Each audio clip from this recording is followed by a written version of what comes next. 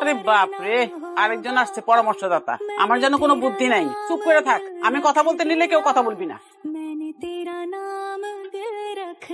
তুমি কান্দতেছো কি লেগা? কিরে তাই মাসুদ, কথা কো, মা কাঁদতে কি লেগা? তোমার মা তুমি জিগাও, আমগো তো আর মা না। আমরা কিছু কইতে গেলেই সে কান্না করে।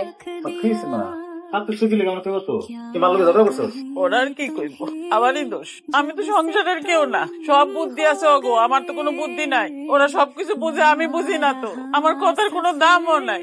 তোমার কথা দাম থাকবো না মানে তুমি আমার মুরব্বী, আমার মা, তুমি একটা কথা বলে অবশ্যই সেটা দাম আছে। কি কথাটা কইছো আমার কোন আমি শুনি, আমি জানি না কি হয়েছে। আসলে ঘটনা হয়েছে যে সাবিয়া ফোন করছে, বললো যে জামাই নাকি ওদের শরিকের কে যেন জমি বিক্রি করবে। ওই জমির দাম হলো 20 লাখ টাকা। 15 লাখ টাকা আমরা কোন রকমে জোগাড় করছি।